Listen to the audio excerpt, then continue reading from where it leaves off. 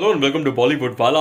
आई am Sonu. दोस्तों, आज Sunday के दिन इंटरस्टेलर मैंने रिविजिट किया, क्रिस्टोफर नॉलन्स इंटरस्टेलर। मुझे याद है ये फिल्म मैंने पहली बार थिएटर में देखा था और वो टाइम पे जो फीलिंग आया वही सेम फीलिंग आज भी आया। बट एक बात मैं कहना चाहता हूँ, right at the very beginning, right at the very outset, ये फिल्म का जो सक्सेस है ना, उसका 50% क्रेडिट क्रिस्टोफर नॉलन को नहीं, दूसरे एक आदमी को जाना चाहिए। उनका नाम है हैंस जिमर। उफ, मिस्टर जिमर ने क्या म्यूजिक दिया है सर, क्या म्यूजिक दिया है आपने। दोस्तों, इसका म्यूजिक ना आपको ट्रांसपोर्ट कर देगा to space, to universe, to a different galaxy. आप धरती पे नहीं रहोगे। You will not be on earth. I mean the earth beneath your feet will start slipping and fading away, and you will just be transported to a different realm altogether the moment you start listening to Hans Zimmer's music in Interstellar। यार, वो एक scene है जिसमें Matt Damon भाग रहा है endurance की तरफ और उनके पीछे अपना कूपर और ब्रांड लगा हुआ है दूसरे स्पेसक्राफ्ट में। तभी आप म्यूजिक सुनना, जिमर का आप म्यूजिक सुनना तभी। और जब एक्सप्लोजन होता है ना, तभी अचानक से म्यूजिक बंद हो जाता है। It's all radio silence after that. Superb लगेगा आपको।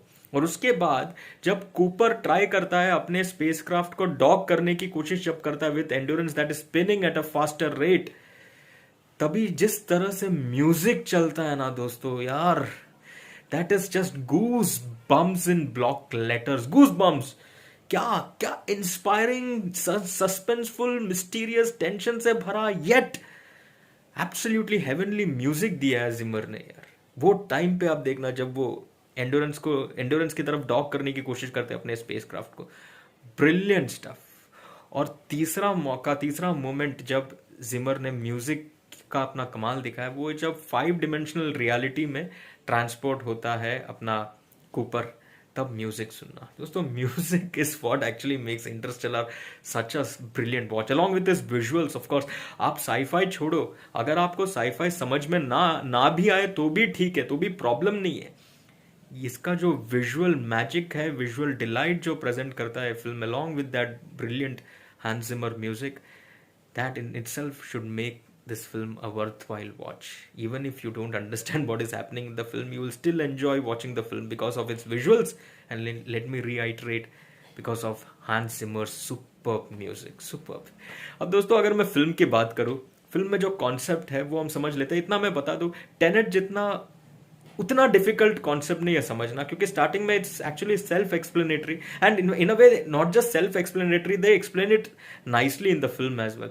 स्टार्टिंग में क्या होता है यार, ऐसा दिखा है कि धरती अनइनहैबिटेबल होते जा रहा है। धरती पे ह्यूमैनिटी मरने वाला है बहुत जल्द, और दूसरा प्लैनेट हमें ढूंढना पड़ेगा जहां पर जाके हम बच सकते हैं। अब हुआ है यूं कि 12 साइंटिस्ट ऑलरेडी निकल चुका है इन डिफरेंट प्लैनेट्स की तरफ, इन 12 प्लैनेट्स की तरफ। अब ऐसा मैसेज आया कि 3 प्लैनेट्स उसमें से शायद हैबिटेबल है। अब यहाँ पर आता है अपना कूपर, और कूपर और उनका जो टीम है उनको एक मिशन में भेजता है। अब वो मिशन है कि बाहर जाकर, स्पेस में जाकर, वो ब्लैक होल से आपको ऐसा क्वांटम डेटा निकालना है जिससे एक ऐसा ग्रेविटेशनल इक्वेशन बन सके जो ह्यूमैनिटी को एयरलिफ्ट करेगा टू दीज डिफरेंट प्लैनेट्स। ये है प्लान ए। अब प्लान ए अगर सक्सीड नहीं होता है तो प्लान बी ये है कि वो जो पहले जो क्रू गया था लाजरस, उनसे कांटेक्ट एस्टैब्लिश करे, उनके प्लैनेट पर जाए और वहां पर नया ह्यूमन सिविलाइजेशन पैदा करे। जो ह्यूमन एम्ब्रियोस आप लेकर जा रहे हो अपने स्पेस क्राफ्ट में, उसके सहारे प्लान बी को आप एग्जीक्यूट करें। तो ये 2 प्लान हैं जिसको अंजाम तक पहुंचाने के लिए ये कूपर यानी मैथ्यू और एन हैथवे और बाकी लोग निकल पड़ते हैं।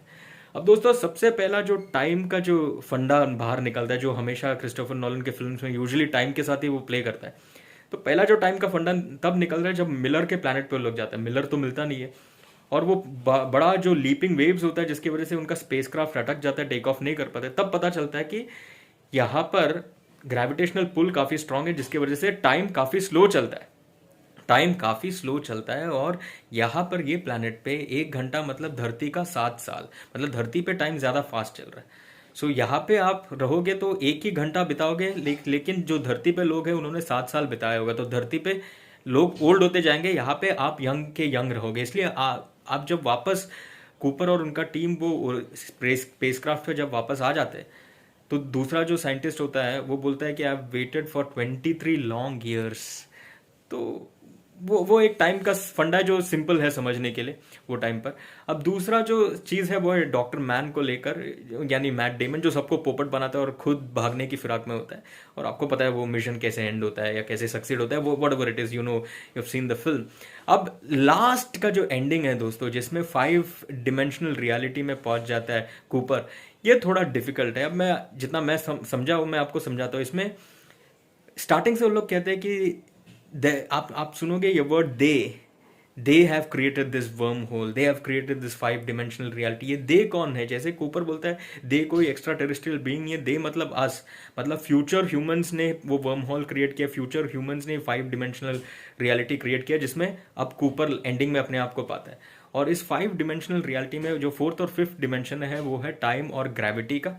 और इसमें टाइम एक लीनियर यूनिट नहीं है, इसमें टाइम में आप डिफरेंट पॉइंट्स ऑफ टाइम में आप ट्रैवल कर सकते हो। ट्रैवल नहीं मतलब आप देख सकते हो, you can see different points in this particular time, and that is how अपना Cooper ends up seeing his past occurrences, the past events, and connects with the young Murphy जो उनकी बेटी है, वो उनका पास्ट से पास्ट कनेक्ट, मतलब using gravity वो कनेक्ट करता है, but he can still see his daughter by going back in to time, into the past, but he cannot influence the past, he cannot change the past, he can only influence the future events। तो इसलिए वो अपने daughter के साथ communicate करता है using gravity. वो book नीचे गिरता है, फिर उसके बाद मोर्स कोड वो फीड करता है, वो क्वांटम डेटा को मोर्स कोड के रूप में वो फीड करता है, वो वॉच में, वो कांटे में टक टक टक टक जो घूमता है, and then using that particular information जो मर्फी रहती है वो, यानी जेसिका अभी जो बड़ी हो गई है, वो बनाती है एक ऐसा ग्रेविटेशनल इक्वेशन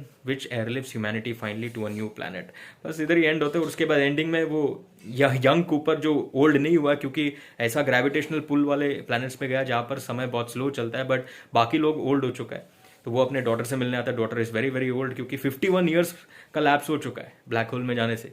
तो अभी वापस जब आता है तो नए प्लैनेट में आता है, डॉटर से मिलता है, डॉटर ओल्ड है, और फिर और एक मिशन पे वो निकल पड़ता है। ब्रांड जो एडमंड के प्लैनेट पे जा चुका है। एडमंड के प्लैनेट पे कैसा गया? तो वो एंड्योरेंस को फिट करने के बाद, एंड्योरेंस को डॉक करने के बाद उनको पता चलता है एंड्योरेंस में ज़्यादा पावर नहीं है धरती पे वापस आने के लिए, और एडमंड के प्लैनेट में भी जाने का पावर नहीं है, तो ग्रेविटेशनल पुल यूज़ करता है वो पर्टिकुलर ब्लैक होल का, and then creates a slingshot manoeuvre, जिससे एंड्योरेंस यानी एन हैथवे चली जाती है एडमंड के प्लैनेट पे, और वो रॉबर्ट मतलब कूपर और रॉबर्ट गिर जाता है ब्लैक होल में। और ब्लैक होल में गिर जाने के बाद वो 5th डिमेंशनल रियलिटी, वो लाइब्रेरी वाला सीन जो मैं अभी एक्सप्लेन किया, moving back and forth in time using gravity to communicate, वो सब होता है। बस ये इतना ही है इंटरस्टेलर का स्टोरी दोस्तों। सिंपल है actually as compare to Tenet, which is very very difficult to understand, but even if you don't understand the concept very well, you can still enjoy watching Interstellar. That is the beauty of Interstellar, created by Nolan and Hans Zimmer, and of course everyone else, but these two are the prime characters in creating this magic, so to speak। और अगर आप ये जो concept मैंने explain किया ये समझोगे तो फिर तो सोने पे सुहागा, icing on the cake, it will be even more enjoyable. 4.5 stars is my rating for Interstellar. अगर आपने देखा है इंटरस्टेलर तो मुझे बताना आपका क्या टेक है इस फिल्म को लेकर। चलिए फॉर द मोमेंट टाटा। दोस्तों 2 चीज़ मैं ऐड करने भूल गया यार अपने इस रिव्यू में। पहली बात तो मैथ्यू का acting as Cooper absolutely outstandingly brilliant. He has carried the film on his own shoulder so very well यार। It's an out and out his story यार। He is there right throughout, past present future में भी जाता है, मतलब superb acting. वो last 5 dimensional वो library में जो एक्टिंग किया है, and is trying to communicate with his daughter who is in this other parallel world in the past, superb acting। या फिर when he sees the videos of his daughter after returning back from the Miller's planet, क्या expressions है यार। या फिर वो spacecraft को dock करने की कोशिश जब करते तभी expressions देखो, it's just terrific, absolutely terrific। And the second thing that I forgot to mention, at the core of Interstellar, forget the sci-fi theory, forget visuals, forget music, forget everything else. At its core is this very emotional father-daughter story, very emotional। वो जब communication finally करता है वो with his daughter, although his daughter thinks that he is a ghost, you know, वो 5 dimensional reality में यार एकदम emotional moment था. And plus the ultimate emotional moment happens when he finally meets his daughter who is very old, who is dying. No parent should see his or her child dying. The daughter is on deathbed and the father is still very young. What an emotional moment that Christopher Nolan weaved. Superb यार, superb. दोस्तों तो ये दो चीज़ है, ये दो चीज़ों के बारे में भी, acting end of course the father daughter emotional relationship के बारे में आपका क्या टेक है, लिख कर बताना. बहुत सारे लोग मानते हैं father daughter emotional story is what drives the entire film. In fact even I think so to a great extent, because love is one emotion that can transcend all dimensions. That is what happens in this film. He has faith in his daughter. Cooper has faith in his daughter, faith that she will check the watch, she will take the watch, she will see the watch, and that happens. Super, outstanding. 4.5 is my rating. दोस्तों आपका क्या take है, लिख कर बताना. चलिए, for the moment Tata.